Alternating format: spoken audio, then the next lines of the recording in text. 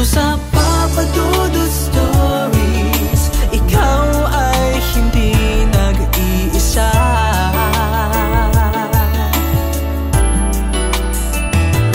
Dito sa Papa Dudut Stories, may nagmamahal sa'yo. Papa Dudut Stories, Papa Dudut Stories, Papa Dudut Stories.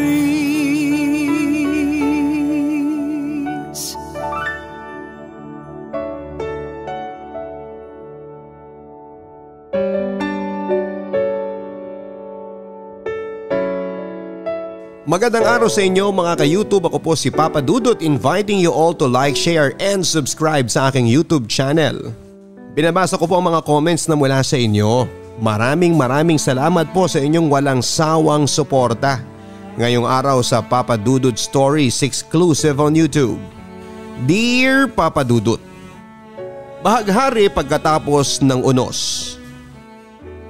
Ang pagtulong sa kapwa ay hindi isang obligasyon. Bagkos, ito ay kusang loob lamang na ibinibigay. Sabi nila kapag ikaw ay may ginawang mabuti sa iba ay babalik rin sa iyo ang kabutihang ginawa mo. At naniniwala po ako sa kasabihang yan. Bago po ang lahat ay binabati ko po kayo ng isang magandang araw ang lahat ng mga nakikinig ngayon. Pangungunahan ko na rin po ang pasasalamat ko, Papa Dudut, kung sakaling mapili ninyo ang liham ko. Ako nga pala si Elizabeth at nakatira sa Samar. Pagsasaka ang pamumuhay naming mag-asawa pero masasabi kong taliwas na ako sa obligasyon ko sa aking mga anak. Dahil malalaki na sila at may mga trabaho na. May sarili po kaming bahay at sasakyan bunga ng aming sipag sa pagsasaka. Mahigit 1 taon na rin ang nakakalipas simula nang pumutok ang mainit na balita patungkol sa lumalaganap na sakit na siyang animong nagtaklob ng langit at lupa at sa amang lupalop ng bansa. Paghihikahos, lubos na kahirapan at kagutuman at maging kasalatan ay ilan lamang sa mga nangibabaw na kapighatiang nararamdaman ng mga kapwa ko Pilipino. Datapwat likas na ngang marahil ang maglahad ng kamay sa isa't isa kahit ano pang hamot sa kunang pangkalikasang binabato sa atin. Tirik ng mga araw noon ang magising ako sa ingay ng anunsyo ng aming punong barangay. Agad dumating ang aming punong barangay at nagpatawag ng pagpupulong na sa gayoy makaligha umano ng plano kung may hindi man inaasahan at magkaroon ng kaso sa aming lugar. Ukol nga sa kumakalat na sakit. Nagpalitan naman ng suhestyon ng isa't isa, katanungan at sari-saring opinyon. Malinaw ang naging daloy ng usapan namin, Papa Dudut. Nang naganap yon ng sunod na magtanong ang aming punong barangay. Sino sa inyo ang nais na maging runner ng subdivisyong ito? Kumbaga, siya ang bibili ng anumang bilihin sa merkado upang iisa na lamang ang maaring lumabas at maiwasan natin ang virus. Siguro naman ay meron sa inyo ang magbubuluntaryo. Kay dami-dami ninyo. Walang umimik subalit bulungan lamang ang pumapalibot sa bawat isa. Pasensya na ho Kap ha at nagbabantay ako ng 5 kong anak, ang sabi ni Julie sabay kamot ng buhok. Naku Kap, may trabaho pa ako at kailangan ko magpadala ng pera sa mga magulang ko sa probinsya. Sagot naman ni Jessa na kayod kalabaw para sa pamilya. Hindi rin ako po pwede Kap dahil inaasikaso ko ang aking mga paninda sa online. Bungis-ngis naman ni Hana. O siya, hayaan nyo na at ako, naputol ang pagsasalita ni Kapitan nang dali-dali kong tinaas ang kamay, Papa Dudut. Baka sa mukha noon ang kaba at hiya sa aking ginawa. Ako ho, total wala naman po ako pinagkakabalahan sa buhay dahil wala. Hindi Aling Elizabeth, may edad na ho kayo. Magpapadala na lang ho ako ng magiging runner ninyo. Biglang sabat naman ni Kapitan. Nagpumilit ako noon papadudot at walang nagawa ang mga tauhan ng barangay kundi ang pumayag na lamang sa aking nais. Marami naman po ang natuwa papadudot nang malamang naging isa akong voluntaryo at matatawag na isang frontliner. Matapos ang pagpupulong ng araw na yon at nagsiuwian na ang lahat. Nakarating ako ng tahanan at sabay na inihanda kaagad ang mga gagamiting pamprotekta sa katawan ko.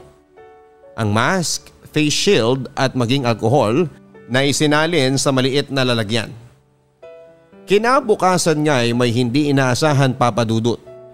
Inanunsyo ng Pangulo na kabilang ang aming lugar sa nagkaroon ng kaso at isa sa ilalim sa community quarantine. Hindi kami maaaring lumabas ng tahanang bagko sa iisa lamang ang maaaring mamili sa tindahan. Bigla akong ninervyos noon papadudot nang bigla akong narinig ang balita. Agad rin naman akong tumawag ng mga kapitbahay at nagtanong kung may maipapasabay ba silang ipapamili sa akin papunta sa palengke. Ako rin po papadudot ang nagtutungo sa bilihan ng gamot at kung saan-saan pa. Mabuti na lamang at may sariling sasakyan akong nagagamit. Madalas nga akong nakakauwi ng 10:00 ng gabi papadudot. Hay, nakakapagod pala pero ayos lang at nakakatulong ako sa iba nang walang hinahangad na kapalit. Ani ako sabay pinta ng ngiti sa labit hinga ng malalim. Tumagal ng halos 5 buwan at hindi pa rin nagbabago ang sistema sa aming lugar papadudot. Patuloy pa rin na tumataas ang bilang ng kaso sa aming barangay at mas lalo ring parami ng parami ang nakikisuyo sa akin sa pamimili. Araw ng Biyernes yon papadudot nang magtungo akong muli ng pamilihan upang bilhin ang mga nasa listahan ng aking kapitbahay na kahit pa ay mayroon na akong nararamdamang kakaiba ng panahon na yon. Habang ako'y naglalakad ay bigla pa akong napabulong. Nahihilo ako. Sabay ang aking pag-ubo at punas sa namumulang ilong na tila ba'y sinisipon rin na animoy nararamdaman ko ang sintomas ng virus ng time na yon. Makalipas nga po ng ilang minuto ay biglang nandilim ang aking paningin at tuluyang bumagsak sa gitna ng palengke. Nawalan ako ng malay noon papadudot at hindi ko na alam kung sino ang umakay sa akin para dalhin sa ospital. Nasaan ako? Yan lamang ang akin nasabi. Nang malibot ng aking mga mata ang kwarto ng ospital kung saan ay naroroon ako. Nang biglang dumating ang doktor at isiniwalat nga po na positibo ang aking resulta at kinakailangan ko manatili sa loob ng ospital ng mahigit 2 linggo. Oo papadudot, nagpositibo nga po ako sa COVID. Nagulat ako nang marinig ko yon mula sa doktor papadudot. Aaminin ko po sa inyo papadudot na naisip ko na para bang pinagsisihan ko na ang desisyon kong yon na maging isang voluntaryo sa aming lugar. Bigla po akong napabulong ng oras na yon papadudot na Diyos ko. Kayo na po ang bahala sa akin. Nang biglang nagunahan ng tumakbo ang mga luha ko dahil sa aking pag-iisip na tinulungan ko ang iba. Ngunit ako naman itong napahamak at nalagay sa alanganin ng aking buhay. Dali-dali kong pinunasan ang aking mga mata gamit ang aking mga kamay nang biglang may kumatok. At ito nga po ang kapitan ng aming barangay. Aling Elizabeth. Naku po, anong nangyari sa'yo? Hayaan nyo at ako nang bahala sa bayarin dito sa ospital. Nagambagan ang ating mga kabarangay kapalit na rin ang tulong mo sa amin o maging sa kanila. Naku Kap, salamat ho. Hindi nyo naman po ito dapat gawin pa dahil ang responsibilidad ko po ay bukal sa aking puso. Ilang buwan rin ang dumaan papadudot at tuluyan rin akong gumaling. Biglang nanumbalik ang aking mga saya't sigla nang makita ko ang aking mga kabarangay na walang sawang tumulong sa akin sa kabila ng aking paghihirap. Salamat sa inyo mga kapitbahay. Malakas na akong muli. Magaling na ako. Masayang sigaw ko sa aking mga kapitbahay na nakadungaw habang ako'y naglalakad pa uwi ng bahay. Kami ho ang dapat na magpasalamat sa inyo, Aling Elizabeth. Pwede mo ba akong maisuyon na bilhan ng gatas ang anak ko? Pagbibiro na sigaw ni Jessie sabay hagik-hik.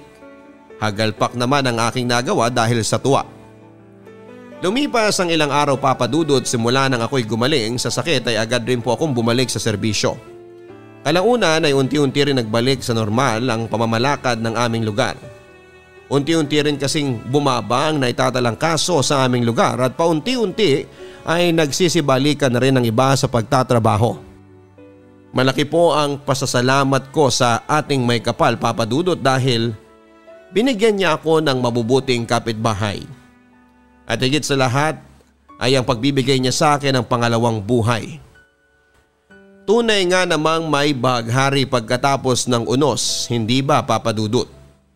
Tunay rin po na kung ano man ang ginawa mong mabuti sa iyong kapwa ay babalik din sa iyo. Hanggang dito na lamang magtatapos ang aking kwento. Lubos na nagpapasalamat, Elizabeth. Ang buhay ay mahiwaga, laging may lungkot at saya. Sa Papa Dudut Stories, laging may karamay ka.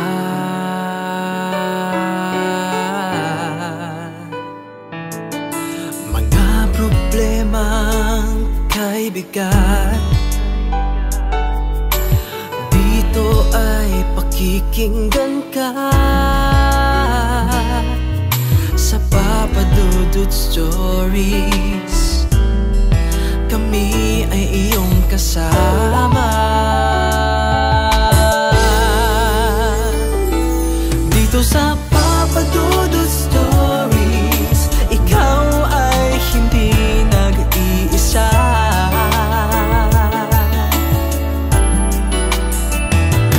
Dito sa Papa Dudut Stories, may nagmamahal sa'yo.